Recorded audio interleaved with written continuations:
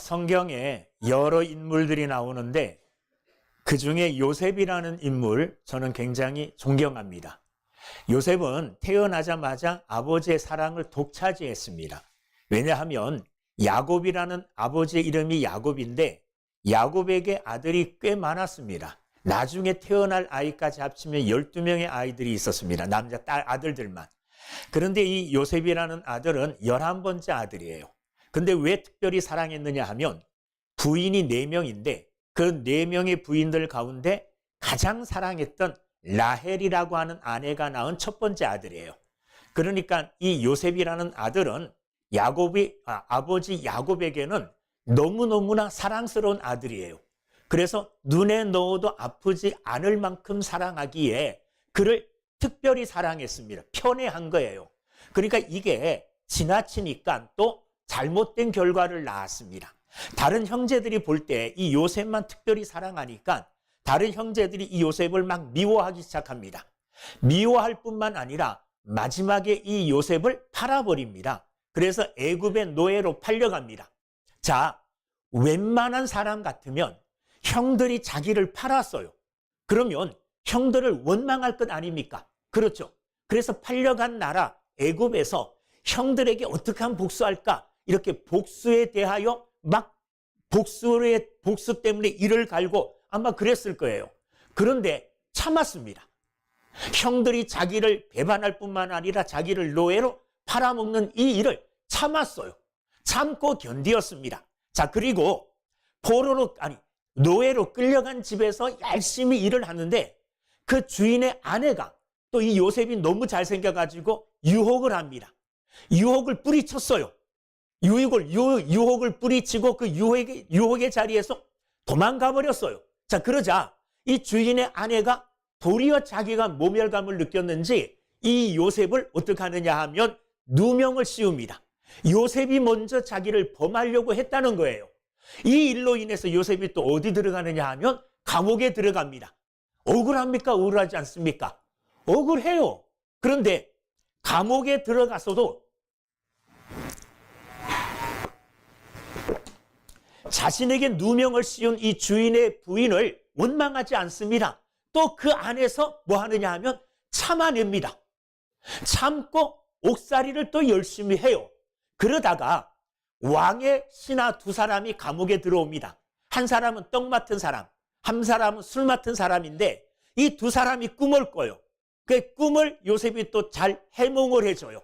그러자 이 꿈을 들은 사람들이 요셉의 은혜를 잊지 않고 갚겠다고 얘기합니다. 그러던 중에 술 맡은 신하는 꿈대로 이제 감옥에서 나가서 누명을 벗고 다시 왕의 술 따르는 사람이 돼요. 자, 요셉하고 약속한 게 있는데 요셉의 억울한 일을 밖에 나가면 내가 풀어주겠다. 이렇게 약속했는데 그 술 맡은 이 신하는 또 그 약속을 까맣게 잊어버려요. 요셉이 생각하기에 원망스럽기도 할 거예요. 그런데 요셉이 또 뭐 합니까? 또 참아내고 또 견디어요. 자, 형들이 자기를 노예로 팔아요. 주인의 부인이 자기에게 누명을 씌워서 감옥살이를 하게 해요. 왕의 신하가 자기와 약속을 지키지 않아요. 원망할 일이 많고 신세 한탄 해야 마땅하지만 요셉은 그렇지 않습니다. 요셉은 끝까지 그 모든 것들을 다 참아냅니다. 만약에 요셉이 참아내지 못하고 막 들고 일어나서 막 이렇게 했다면 요셉의 자리가 정해지지 않았을 거예요. 참고 견디니 하나님께서 때가 되어 이 요셉을 어떻게 하느냐? 감옥에서 이끌어내요. 애굽이라고 하는 그 당시에 가장 큰 나라의 국무총리로 세워집니다. 저는 하나님의 은혜요, 하나님의 축복이라고 생각하지만은 요셉이 그 모든 억울한 일을 당하여도 끝까지 뭐 했기 때문에 참고 견디었기 때문에 하나님의 때에 애굽의 국무총리가 된 줄로 믿습니다. 우리가 참 하기 힘든 일들 중에 하나가 뭐냐 하면 참는 겁니다. 요즘 시대는 너무 빨리 세상이 돌아가기 때문에 사람들이 잘 참지를 않아요. 어느 날 어떤 아이가 컴퓨터를 하는데 제가 봤어요. 오락을 하는데 오락하려고 이제 이 부팅을 시켰어요. 근데 좀 시간이 지나야 되잖아요. 근데 그 부팅되는 시간을 못 기다리고 엔트키를 계속 누르는 거예요. 그 계속 눌러봤자 아무런 소용없어요. 그냥 기다리면 될 건데 그 순간을 못 기다리는 거예요. 너무너무 빨리 진행되고 금방금방 나오니까 여러분 밥도 요즘 안 해도 되잖아요. 전자레인지에 금방 돌리면 밥이 되고 라면도 뭐 물 부어서 3분만 기다리면 되고 3분 카레도 있고 금방금방 되는 시대라서 모든 사람들이 거기에 익숙해져 가지고 참는 일에 힘듭니다. 그런데 오늘 성경은 우리에게 뭐라고 얘기하느냐? 7절 말씀에 보면 주께서 강림하시기까지 길이 뭐하라? 참으라. 주님이 다시 오실 때까지 길이 참으라. 이렇게 우리에게 말씀해 주고 있습니다. 이 야고보서는 이 야고보 사도가 야고보는 예수님의 12제자가 아닙니다. 예수님의 동생이에요. 예수님의 친동생. 예수님의 친동생이 예수님이 살아계실 때에는 예수님을 안 믿었는데 예수님이 부활하신 후에 예수를 믿고 예루살렘 교회의 감독까지 돼요. 그리고 이 성경을 기록했는데 누구를 위해서 기록했느냐? 야고보서 1장에 보면 흩어진 유대인들을 위해서 이 편지를 쓴 겁니다. 흩어진 유대인들. 그런데 그 유대인들이 왜 흩어졌느냐? 예수 믿는 것 때문에 핍박을 당해서 흩어졌어요. 자, 흩어졌다는 것은 자기의 삶의 터전을 버리고 이방 낯설은 땅으로 다 흩어졌다는 말이에요. 흩어져서 믿음 생활하는 사람들의 그 믿음의 삶이 잘 될 수 있을까요? 아니면 고난과 힘든 일들만 찾아올까요? 고난과 힘든 일들이 찾아와요. 이방 땅에서 믿음을 지키면서 삶을 이어나가려니 얼마나 어려운 일들이 많이 찾아오겠습니까? 자, 이런 어려움과 고난과 핍박 가운데 있는 믿음 때문에 흩어진 유대인들에게 보내는 편지예요. 자, 그들에게 가장 위로가 되는 말씀, 그들에게 가장 필요한 말씀이 뭐냐? 그 고난과 핍박 속에서도 참으라, 인내하라. 이것이 이 야고보가 이 흩어진 유대인들에게 보내는 메시지의 중요 요소입니다. 핵심이에요. 그래서 야고보서 시작할 때 야고보서 1장 3절 4절에 이는 너희 믿음의 시련이 인내를 만들어내는 줄 너희가 알미라. 인내를 온전히 이루라. 인내를 온전하게 이루라. 이렇게 권면하고 있습니다. 참을 일이 생기고 고난의 어려운 일들이 생길 때에 그 어려운 일을 참아내라.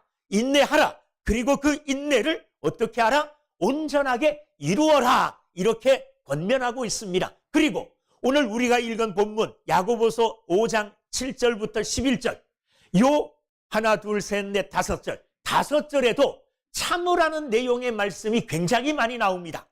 7절에 길이 참으라. 길이 참아 기다리라.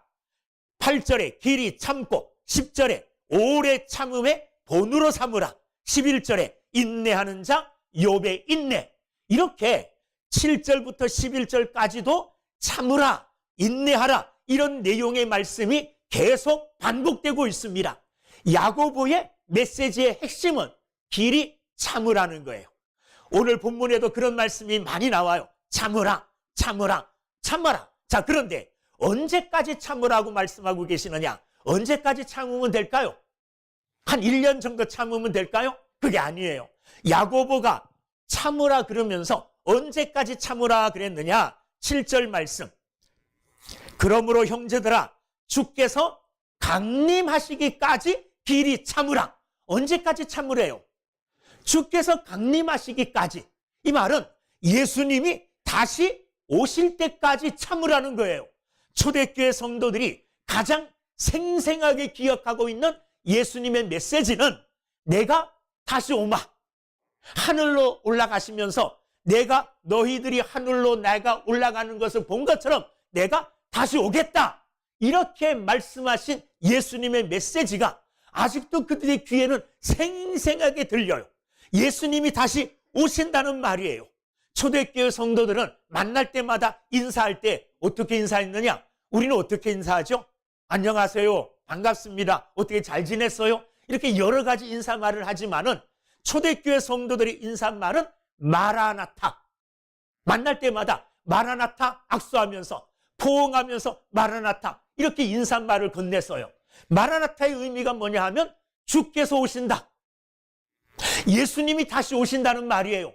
인사할 때마다 그들은 잊어버리지 않으려고 뭐라고 얘기했느냐? 마라나타, 주님이 다시 오십니다. 주님이 다시 오십니다. 이것이 그들의 뭐였느냐 하면 인사말이었습니다. 주님이 다시 오신다는 이 말씀만큼 그 당시에 환난을 당하고 고난을 당하고 있는 유대인들에게 위로가 되는 말씀이 없었어요. 이 말씀보다. 자, 고난과 환난을 당하고 어려움을 당하여 많은 사람들이 예수 믿는 것 때문에 핍박을 해요. 그럴 때마다 그들은 주님이 다시 오셔. 주님이 다시 오실 거야. 주님이 오셔. 주님이 오시면 이 모든 고난과 고통이 다 끝납니까? 안 끝납니까? 다 끝나잖아요. 그러니까 그 당시에 그들이 가장 위로받을 수 있는 말씀은 주님이 다시 오신다는 주님의 이 약속이었어요. 초대교회 성도들은 자신의 심장처럼 주님이 다시 오신다는 이 재림의 신앙을 붙들고 살았어요. 이 재림의 신앙을 붙들고 살았기 때문에 어떤 어려움 속에서도 그들은 믿음을 지킬 수가 있었습니다. 어떤 환난과 고난도 이겨낼 수가 있었어요. 뭐가요? 주님이 다시 오신다는 이 재림의 신앙이. 그런데 오늘 이 땅을 살아가고 있는 저와 여러분들, 이 시대를 살아가고 있는 신앙인들, 이 재림의 신앙을 어떻게 여깁니까? 귀하게 여기십니까? 예수님 다시 오신다는 이 재림의 믿음을 꼭 붙들고 언젠간 반드시 예수님이 오셔. 예수님이 오시는 그날을 내가 대비하고 준비하고 살 거야. 이렇게 예수님의 재림의 신앙을 붙들고 사는 사람들은 사실 드뭅니다. 머릿속으로는 알아요. 예수님이 언제 오실지 모르고 반드시 예수님은 오신다는 거예요. 그런데 머릿속으로는 예수님이 오신다는 걸 알고 예수님을 기다리는 믿음의 삶을 살아야 된다는 것을 알면서도 실제적으로는 예수님이 좀 더디 오셨으면, 아니 내가 이 땅을 살아있는 동안에는 예수님이 안 오셨으면 좋겠다. 나 일주일 후에 세계여행 가는데, 나 얼마 있다가 무슨 잔치해야 되는데, 여러 가지 계획들이 있어요. 너무너무나 멋지고 재미있고 흥미로운 계획들이 앞으로 쫙 열려 있어요. 그리고 돈도 있어요. 건강도 해요. 그러니까 예수님 오늘 오시면 곤란해요. 왜? 좀 있으면 어디 가야 돼요? 세계여행 가야 되는 거지. 그러니까 예수님이 제발 좀 안 오셨으면 좋겠다는 이런, 머리로는 예수님이 오신다는 믿음을 붙들고 산다고 하면서도 실제적으로는 예수님의 재림을 열망하거나 기다리거나 소망하거나, 예수님 다시 오시옵소서, 어서 오시옵소서, 이렇게 예수님이 다시 오심을 기다리는 이런 실제적인 믿음을 가지고 살아가는 자가 드물어요. 찾아보기가 힘들어요. 예수님 다시 오신다는 이 재림의 신앙을 가지고 살 때에 우리는 타락하지 않을 수 있습니다. 타락은 왜 하느냐? 예수님이 안 오시고 자꾸 늦으시니까 이렇게 살아도 괜찮겠지, 이렇게 좀 살다가 또 회개하면 되지, 이런 나쁜 마음을 갖고 있기 때문에 자꾸만 타락의 길을 걸어가는 거예요. 그러나 내일 예수님 오신다는 이 믿음 가지고 살아보세요. 내일 예수님 오신다는 말이에요. 예수님 재림의 신앙을 갖고 사는 사람들은 오늘 바르고 오늘 올바른 삶을 살 수밖에 없는 것입니다. 사랑하는 여러분들, 예수님은 반드시 오십니다. 예수님은 반드시 오셔요. 이 재림의 신앙을 잊어버리지 말고 여러분의 삶에 믿음으로 간직하고 살아갈 수 있는 귀한 분들이 되기를 주의 이름으로 축원합니다. 자, 그러면 왜 주의 강림하시기까지 우리가 참아야 될까요? 아니, 예수님 한 1년 정도만 내가 참고 한 10년 정도만 아주 굳건하게 참을게요. 그 다음부터는 좀 내 하고 싶은 대로 했으면 좋겠어요. 그게 좋겠는데 주님은 예수님 오실 때까지 참으라는 거예요. 자, 주의 강림하시기까지 참으라는 말은 끝까지 참으라는 말이에요. 끝까지. 이 참음의 기한은 없다는 거예요. 마지막까지, 끝까지 뭐 하느냐? 참아라. 참아야 될 이유가 있어요. 야고보서 1장 4절 말씀에 이렇게 말씀하고 계셔요. 인내를 온전히 이루라. 이는 왜냐하면 너희로 온전하고 구비하여 조금도 부족함이 없게 하려 함이라. 아멘. 자, 왜 우리가 인내를 이루어야 되느냐? 왜 참고 견디어야 되느냐? 이는 왜냐하면, 그 이유는 뭐냐 하면 너희로, 믿는 우리가 온전하고 구비하여 조금도 부족함이 없이 하려고. 무슨 말이냐 하면 인내하는 것은 주의 강림과 연관되어 있죠. 주님이 재림하셨어요. 주님이 재림하셨을 때 그 앞에 내가 섰을 때에 어떤 모습으로 서야 되느냐? 온전하고 구비하여 조금도 부족함이 없는 모습으로 재림하실 예수님 앞에 서기 위하여 우리는 인내를 온전히 이루어야 된다는 겁니다. 이것이 우리가 주님이 오시는 날까지 참고 견디어야 될 이유예요. 주님이 재림하시면 우리는 주님 앞에 서게 돼요. 주님 앞에 섰을 때 우리의 모습이 어떠해야 되느냐?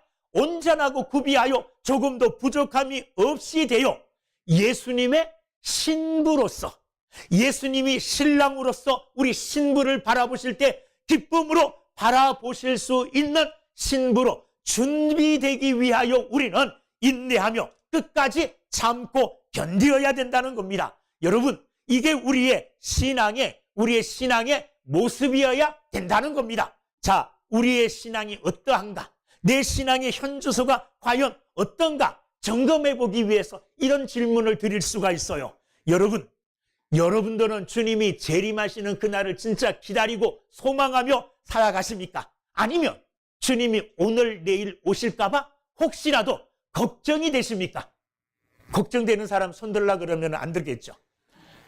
나는 사모하고 있어요. 기다리고 있어요. 자, 주님의 재림을 기다리느냐? 아니면 주님이 혹시라도 재림하실까 걱정된다. 요 질문으로 내가 어떤 믿음인가를 점검할 수가 있다는 거예요. 예수님이 오시는 게 나는 걱정돼. 왜? 예수님이 지금 오시면 나는 아무것도 준비가 되지 않았는데 어떻게? 주님 좀 기다려주세요. 근데 그 기다리는 게 언제까지요? 우리 계속 주님이 기다려주시기만 바래요. 그런데 주님의 시간은 계속 흐르고 있어요. 그리고 주님의 재림의 때는 점점 더 가까이 오고 있다는 말이에요. 주님이 재림하시지 않더라도 이 세상에 멸망하는 바로 그날이 주님의 재림의 때예요. 저는 요즘 저쪽에서 전쟁이 막 심하게 나고 있잖아요. 이 전쟁이 혹시라도 이 전쟁에 조그만 불똥이 이렇게 튀어가지고 한반도까지 그래가지고 우리나라도 혹시 저런 전쟁에 휘말리면 어떡하나 이런 걱정과 염려가 돼요. 또 저런 전쟁이 점점 격화되고 점점 심해져 가지고 혹이라도 핵이라는 아주 강력한 무기가 사용되어지면 어떻게 되어질까? 여러분, 지구 한쪽에서 핵이 폭발하고 핵으로 누군가 공격을 당한다면 여러분 이 지구가 온전해질 수가 없잖아요. 사실은 지금이라도 지구는 언제 멸망해도 이상하지 않을 만큼 준비되어 있어요. 어떤 철없는 사람이 단추 하나만 누르면 된대요. 그러면 이 지구가 깨질 수도 있는 거예요. 여러분, 예수님의 재림의 때, 마지막 때가 사실을 가까이 오고 있다는 것은 우리가 현실적인 여러 가지 이유를 통해서도 느낄 수가 있을 정도로 예수님의 재림이 가까이 왔습니다. 우리는 예수님의 재림을 기다리며 인내하고 참고 견디며 예수님을 믿음으로 맞이할 수 있는 귀한 삶을 살아가실 수 있기를 주의 이름으로 축원합니다.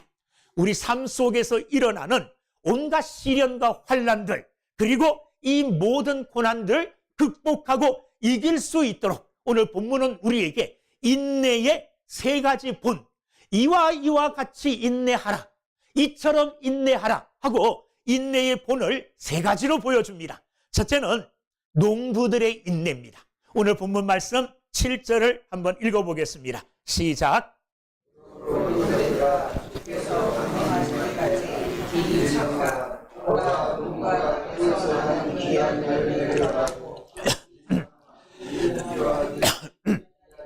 아멘.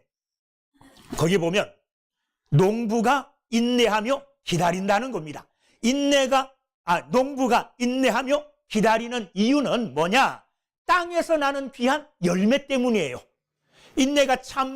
농부가 참고 견디고 인내하는 이유는 자기가 농사 짓는 이 농작물이 열매 맺기를 기다리기 때문에 그것을 바라며 인내한다는 겁니다. 구체적으로 농부는 뭘 기다리느냐? 이른 비와 늦은 비를 기다린다 그랬어요. 여러분, 예수님 당시에 이 팔레스타인은 비가 우리나라처럼 사계절이 있는 게 아니에요. 그래서 뭐 비가 때때로 적절하게 오는 이런 나라가 아닙니다.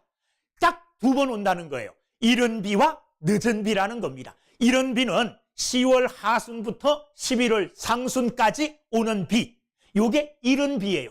요 비는 흙을 부드럽게 해서 씨를 파종할 수 있게 해줘요. 그리고 늦은 비는 언제냐? 3월부터 4월까지인데 요 늦은 비는 또 곡식물을 자라기에 필요한 비예요. 이 비들은 하나님이 하늘을 열어 내려주시지 않으면 내려오지가 않아요. 그러니까 농부들은 열심히 자기가 할 수 있는 일을 합니다. 씨를 뿌리고, 그리고 잡초들을 제거해주고, 고랑을 파고, 자기가 할 수 있는 모든 일들을 다 해요. 그런데 자기가 하는 그 일들만으로는 이 곡식이 열매를 맺지 않아요. 누가 해주셔야 됩니까? 하나님이 이른 비를 내려주셔야 되고, 하나님이 늦은 비를 내려주셔야만이 농부가 수고한 그 모든 수고의 열매들이 맺혀지는 거예요. 그러니까 농부들은 씨를 뿌려놓고 파종해놓고 자기가 할 일을 다 해놓고 뭐 합니까? 기다려요. 뭘 기다립니까? 이른 비와 늦은 비, 하나님의 은혜를 기다린다는 겁니다. 내가 할 수 있는 모든 것을 다 해도 하나님이 이른 비와 늦은 비를 내려주시지 않으면 이 곡식은 자랄 수가 없고 이 곡식은 열매 맺지를 못한다는 겁니다. 그러므로 농부들은 할 일을 다 해놓고 그리고 이른 비와 늦은 비를 기다려요. 이렇게 기다리는 이유는 늦은 비와 이른 비를 통해서 자기가 심고 가꾸었던 그 땅의 작물들이 열매 맺기를 원하기 때문에 그 열매를 위하여 참고 견디고 인내한다는 겁니다. 우리도 우리가 심은 것들의 열매를 위해서 참고 견디는 믿음의 사람들이 되기를 주의 이름으로 축원합니다. 어떻게 보면 믿는 사람들은요, 영적인 농부입니다. 뭘 뿌립니까? 말씀의 씨를 뿌려요. 그리고 말씀에 순종하는 순종의 씨들을 뿌려요. 그런데 이것들이 금방 열매 맺지 않습니다. 여러분, 믿음 생활 내가 열심히 한다고 해서 금방 무슨 결과가 안 나타날 수도 있어요. 여러분들이 무슨 문제가 있어가지고 하나님께 나와 열심히 기도해요. 아, 기도 이렇게 해서도 안 되네. 밤을 새면서 철야 기도를 해요. 이것도 안 되네. 금식하며 기도해요. 그래도 응답이 없을 수 있어요. 영적 열매가 맺혀지지 않을 수 있어요. 그럼에도 불구하고 우리는 농부의 인내를 배워야 됩니다. 농부가 끝까지 열매를 위하여 이른 비와 늦은 비에 하나님의 은혜를 기다리듯이 우리 또한 내가 할 일들을 다 해놔요. 말씀에 순종하고 믿음의 생활을 철저히 하고 하나님 앞에서 의로운 삶을 살아가는 이런 삶들을 살아요. 그리고는 그 믿음의 삶에 따르는 열매가 맺기를, 하나님의 은혜와 능력으로 열매가 맺기를 뭐 해야 되느냐? 기다리고 인내해야 될 줄로 믿습니다. 마침내 하나님의 은혜로 농부들이 열매를 얻듯이 우리 삶의 모든 열매들이 또 거두어지는 바로 그날이 있게 될 줄로 믿습니다. 그 열매 맺는 그날을 위해서 우리는 참고 견디는 영적 농부로서의 삶을 살아가는 여러분 모두가 되기를 주의 이름으로 축원합니다. 농부처럼 인내하라. 두 번째는 선지자의 인내를 가르쳐주고 있습니다. 5장 10절을 한번 읽어보겠습니다. 시작. 형제들아, 주의 이름으로 말한 선지자들을 고난과 오래 참음의 본으로 삼으라. 선지자들을 고난과 오래 참음의 본으로 삼으라, 이렇게 말씀하셨어요. 고난과 오래 참음의 본을 누구에게서요? 선지자에게서 배우라는 거예요. 자, 그런데 선지자들이 왜 고난 당합니까? 왜 어려움 당합니까? 어려움 당하는 이유는 10절을 보세요. 형제들아, 주의 이름으로 말한 선지자들을 주의 이름으로 말했기 때문에 고난을 당하는 거예요. 주의 이름으로 하나님이 전하라고 하는 하나님의 말씀을 전하기 때문에 고난을 당하는 거예요. 어려움을 당하는 거예요. 예레미야는 하나님의 말씀을 전하다가 돌에 맞아 죽을 뻔도 했어요. 하나님의 말씀 전하다가 흙 구덩이 속에 빠져서 거기서 죽을 뻔도 했어요. 목숨의 위험을 받았지만은 그러나 계속해서 하나님의 말씀을 전했어요. 만약에 그가 하나님의 말씀을 전하지 않았다면, 주의 이름으로 복음을 전하지 않았다면 그런 고난들도 없었을 거예요. 그런데 그런 고난들을 받은 이유는 뭐냐? 하나님의 이름으로, 주의 이름으로 말씀을 전하였기 때문에 그런 고난을 받은 겁니다. 여러분, 여러분들의 삶에 만약에 선지자와 같은 고난이 없다면 나는 주의 이름으로 아무것도 하고 있지 않다는 거예요. 주의 이름으로 여러분들이 복음을 전하고 있다. 주의 이름으로 사람들에게 하나님의 심판을 말하고 있다. 예수님 오셔. 언젠가 이 땅은 멸망당할 거야. 그때에 우리는 노아의 방주와 같은 교회 안에, 그리스도 예수 안에, 믿음 안에 있어야지 살아. 이렇게 마지막 때에 말씀을 전한다면 말씀 전하는 그것으로 말미암아 선지자와 같은 고난을 받을 수도 있어요. 가족들 모일 때마다 예수 믿는 사람들은 그냥 핍박만 받고 아무 소리 안 하는 게 아니라 그때마다 얘기해야 돼요. 뭘 얘기해야 됩니까? 내가 믿는 하나님에 대해서 얘기를 해야 돼요. 내가 믿는 복음에 대해서 얘기를 해야 돼요. 예수 그리스도에 대하여 얘기해야 돼요. 그리고 예수님의 오심과 하나님의 마지막 때의 심판에 관하여, 천국과 지옥에 관하여 말씀을 해야 돼요. 이런 말씀들을 전할 때 우리에게는 선지자들이 당한 뭐가 옵니까? 고난이 와요. 그럴 때 우리는 참아요. 왜 참습니까? 이것이 내게 하나님이 주신 사명이기 때문에 참아요. 사명은 이만큼 중요한 겁니다. 선지자들이 왜 고난을 당하면서, 때로는 목숨의 위협을 당하면서도 주의 이름으로 복음을 전했느냐? 하나님이 내게 맡기신 사명이기 때문에 그래요. 그런데 오늘 이 땅을 살아가는 믿음의 사람들은 하나님이 내게 주신 사명을 너무 우습게 여겨요. 너무 시시하게 여겨요. 별것 아닌가 하고 바꿔버려요. 하나님이 내게 이런 자리에 이런 사명을 주셔서 앉혀놓았는데 조그만 자존심 때문에, 내 마음이 조금 상했기 때문에, 사람들 관계 속에서, 저 사람과의 관계 속에서 내 감정과 내 기분이 조금 상했기 때문에 하나님이 맡기신 그 귀한 직분을 헌신짝 버리듯이 버리는 사람들이 얼마나 많은지 몰라요. 저는 목회자로 가장 심한 이 고통을 당하는 것, 이 사명자의 자리에 앉았는데 왜 저 사명을 저렇게 쉽게 여길까? 왜 저것을 저렇게 별것 아닌 세상에 조그만 것, 가치 없는 것, 이것하고 바꿀까? 이걸 보면서 너무너무 안타까워요. 여러분, 하나님 나라에 우리는 설 것입니다. 예수님은 재림하실 거예요. 그때에 주님이 이렇게 물으실 줄 몰라요. 내가 너에게 몇 년도 어디에서 무슨 사명을 주었는데 너 그거 어떻게 했어? 너 그거 뭐하고 바꿨어? 이렇게 물으실 때에 하나님, 나 그거 내 조그만 자존심 때문에 그냥 내쳤는데요. 사람들하고 관계 조금 상한다 그래서 그거 그냥 내가 헌신짝처럼 버렸는데요. 주님은요, 우리를 살리시기 위하여, 우리에게 구원의 은혜를 주시기 위하여 십자가 지시고 물과 피를 다 쏟아주셨어요. 그 덕분에 우리가 하나님의 아들이 되었고 그 덕분에 천국 백성이 된 겁니다. 이런 우리에게 사명 주셨어요. 내가 너를 위해서 이런 구원을 이루었으니, 너는 나 때문에 이런 구원을 얻었으니 내가 너에게 이런 사명 맡긴다. 이 일 좀 해줘. 주님이 부탁하잖아요. 주님이 맡기신 거잖아요. 근데 그것을 너무 가볍게 여겨요. 그냥 헌신짝처럼. 그냥 미련 없이 내던지는 경우가 너무 많아요. 여러분, 이건 생명과 바꿀 일이에요. 내 생명의 위협을 받아도 하나님이 내게 주신 사명의 자리는 절대로 떠나면 안 될 줄로 믿습니다. 가볍게 여겨서는 안 돼요. 나중에 하나님 나라 가서 어떡할 거예요? 하나님 물으실 때에 언젠가 이 물음 우리에게 반드시 할 줄로 믿어요. 너 이런 사명 어떻게 감당했니? 너 이 사명 어떻게 했어? 이렇게 물으실 때에 주님, 내가 선지자들처럼 생명을 걸고 그 사명을 감당했나이다. 이렇게 말할 수 있어야죠.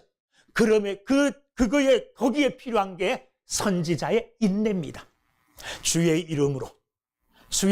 이름으로 봉사하고 주의 이름으로 여러 가지 일들을 할 때에 어려움이 찾아와요. 그런데 그 어려움을 이기고 그 사명을 감당해요. 그게 선지자의 인내입니다. 선지자처럼 참고 견디어 여러분들에게 주신 하나님의 사명을 믿음으로 기쁨으로 감당하는 여러분 모두가 되기를 주님의 이름으로 축원합니다. 마지막으로 우리가 본받아야 될 인내의 본은 누구냐? 욥입니다. 오늘 말씀 11절 말씀을 한번 읽어보겠습니다. 11절 시작.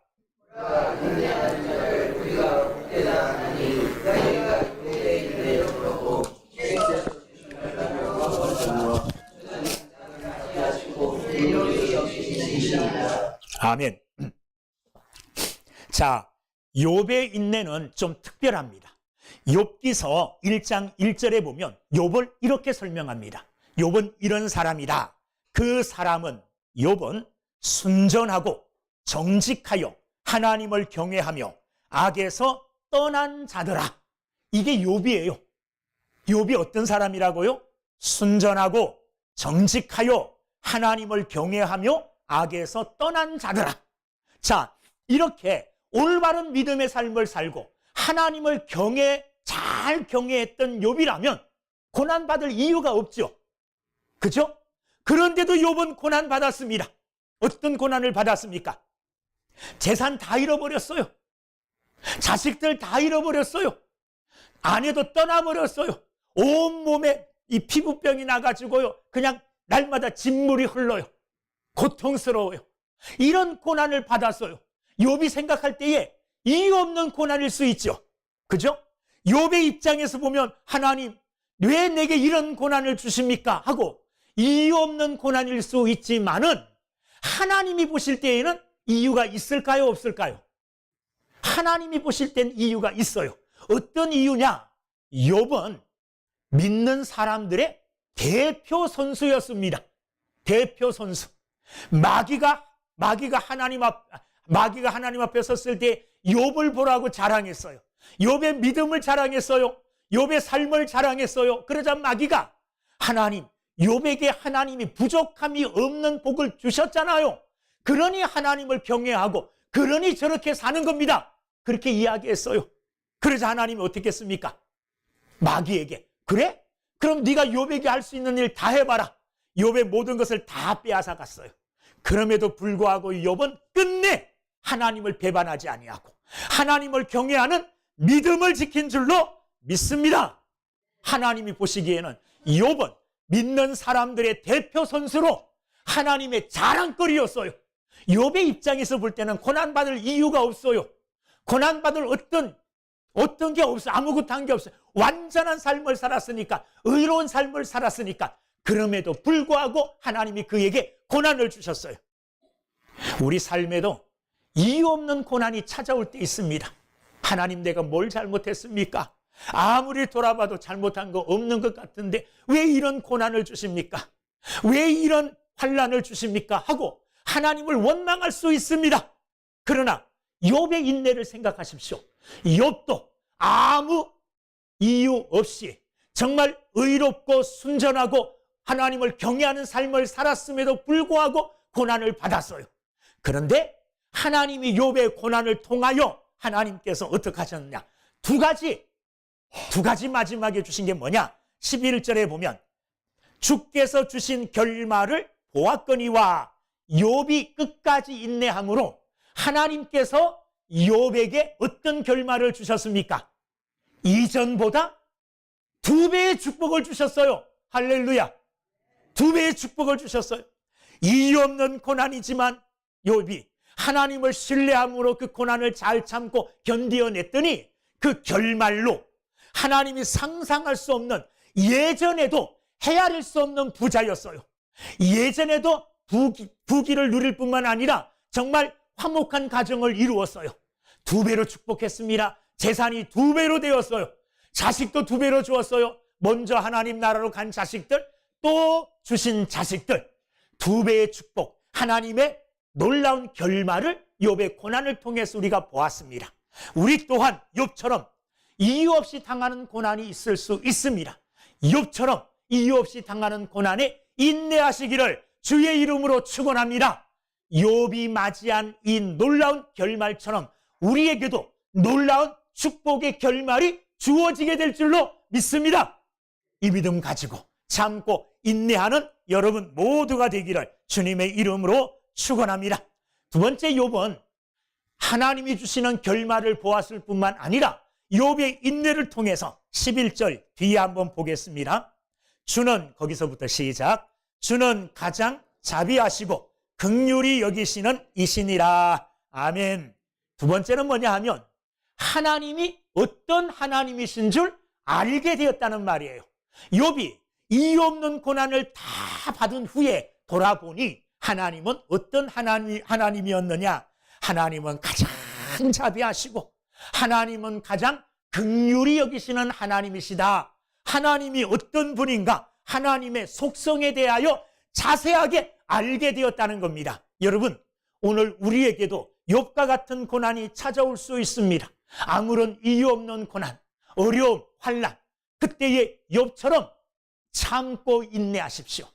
불평하면서 왜 하나님 내가 뭘 잘못했다고 하나님께 대들지 말고 하나님께 막 항의하지 말고 욥처럼 끝까지 참고 견디며 인내하실 때에 욥에게 주신 결말처럼 우리에게도 복된 결말로 갚아주실 줄로 믿습니다.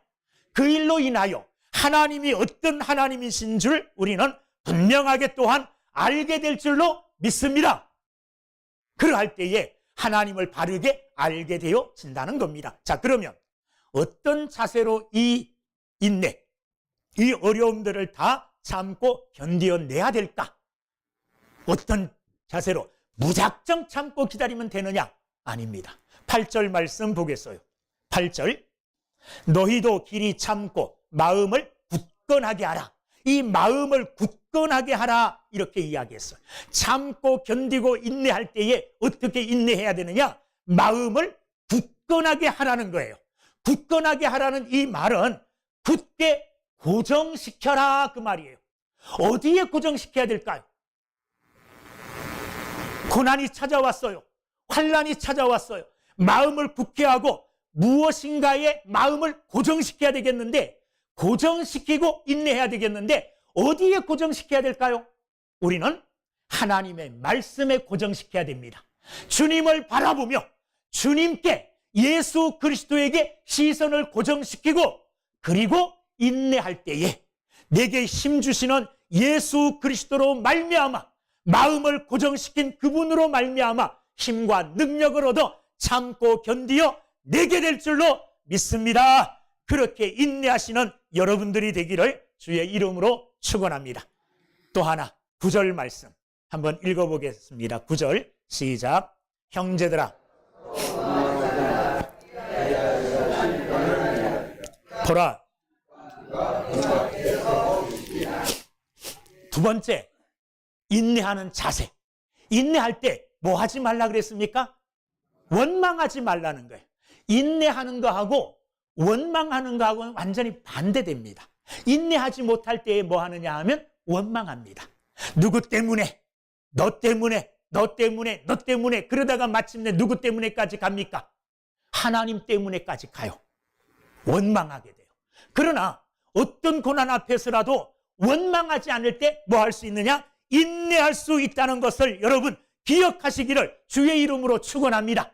인내하지 못할 때, 믿음으로 참아내지 못할 때 원망할 수밖에 없어요. 이 일이 누구 때문이네, 이 일이 누구 때문이네, 누구 때문에, 그 사람을 원망하게 돼요. 그러면 원망을 받은 사람은 기쁩니까? 아니잖아요. 그 사람에게도 원망이 생기고 그 사람에게도 불만이 생겨나요. 그러면 더 어려워집니다. 더 인내하기 힘들어져요. 그러므로 인내할 때는 입을 굳게 다물고 원망하지 말고 마음으로 굳건하게 내 자신의 입술을 지키며 마음을 지키며 참아낼 때에 욥과 같은 결말을 보게 될 줄로 믿습니다. 선지자가 감당했던 인내를 이루어낼 줄로 믿습니다. 농부와 같은 인내를 이루어낼 줄로 믿습니다. 그리고 가장 먼저 오늘 얘기 들은 요셉이 그 모든 환난과 고난 속에서 형들을 원망하지 않고 형들을 향하여 복수의 칼을 갈지 않고, 보디발의 아내를 원망하지 않고, 그를 어떻게 내가 저주할까, 그에게 어떻게 복수할까, 이거 생각하지 않고, 그 모든 것들에 대하여 원망하지 않고 불평하지 않고 참고 인내하고 견디었을 때에, 하나님의 때에 하나님이 그를 높여주신 줄로 믿습니다. 어디까지요? 애굽의 국무총리까지. 거의 왕의 자리예요. 왜? 왕이 반지를 빼가지고 요셉에게 줬잖아요. 그거는 왕이 할 수 있는 일을 네 마음대로 해라. 그 도장 찍으면 왕의 명령이에요. 왕처럼 할 수 있는 그 권세를 하나님이 허락해 주셨어요. 어느 때에? 참고 견디었을 때에, 하나님의 때가 이르렀을 때에 하나님은 우리를 높여주시고 우리에게 승리를 주실 줄로 믿습니다. 여러분, 예수님이 오시는 그날까지 길이 참고 인내하며 견디시는 믿음의 사람들이 다 되기를 주의 이름으로 축원합니다. 기도하겠습니다.